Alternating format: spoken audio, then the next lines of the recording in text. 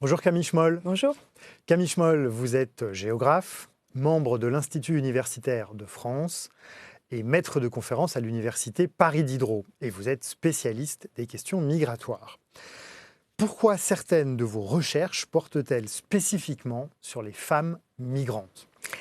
Eh bien, en réalité, j'ai voulu, travailler sur les femmes avec d'autres chercheurs et chercheuses parce que pendant longtemps, on a considéré que la migration était essentiellement un fait masculin.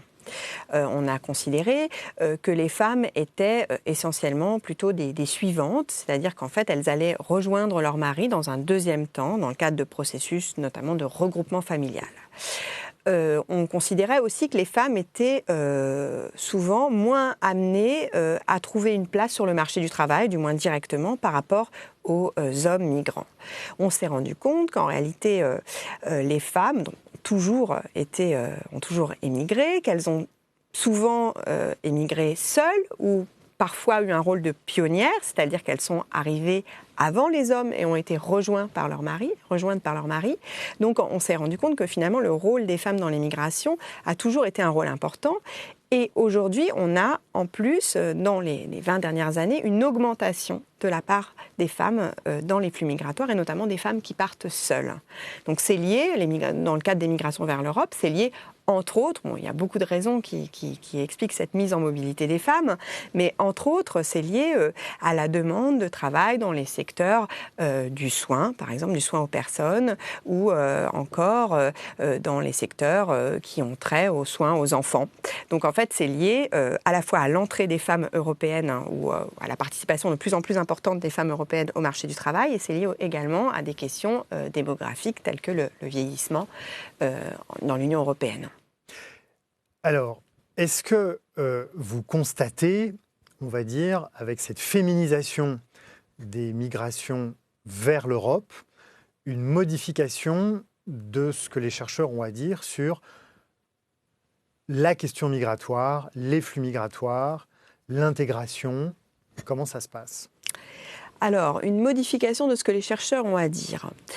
Déjà, il y a des questions spécifiques. Il y a des questions spécifiques qui émergent avec l'étude des migrations féminines. Aujourd'hui, face à ce qu'on appelle la crise migratoire, on se rend compte qu'il y a une vulnérabilité spécifique des femmes. C'est-à-dire que les personnes qui arrivent aux frontières maritimes de l'Europe se trouvent dans des situations souvent de demande d'asile, de vulnérabilité, mais dans le cas des femmes, à un certain nombre d'expériences qu'ont vécues également les hommes, se rajoutent aussi des expériences spécifiques, notamment l'expérience qui est de plus en plus fréquente parmi les femmes qui arrivent aux frontières maritimes de l'Europe, qui est l'expérience de la violence, ce qu'on appelle les violences sexo-spécifiques, c'est les violences notamment sexuelles sur les femmes.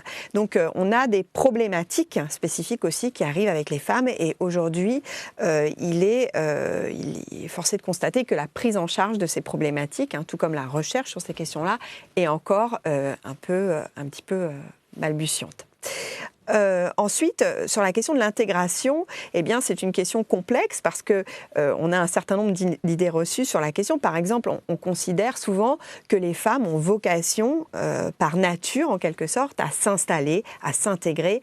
En réalité, que les femmes soient plus capables que les hommes ou moins capables que les hommes de s'intégrer, c'est une question sur laquelle on pourrait revenir. Il est certain que quand on a des familles, ce qui est autre chose, la question de l'intégration se pose a fortiori. Mais on peut remarquer, par exemple, qu'en Europe, aujourd'hui, on a de nombreuses femmes qui circulent, qui ne souhaitent pas nécessairement s'installer, même si c'est quelque chose qu'on a du mal à prendre en compte. Aujourd'hui, on a encore du mal à s'habituer à l'idée qu'une partie des migrants ne souhaitent pas s'installer, mais souhaitent faire du va-et-vient, peut-être se déplacer entre plusieurs pays, tirer parti effectivement de conditions favorables dans un moment spécifique sur le marché du travail.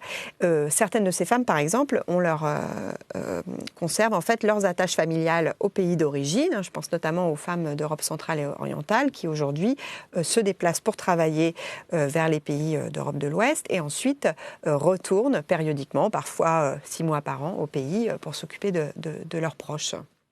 Est-ce que donc la féminisation des migrations à la fois en Europe et vers l'Europe a-t-elle changé la géographie migratoire de l'Europe ? Très certainement, c'est-à-dire qu'en fait la géographie migratoire de l'Europe, elle est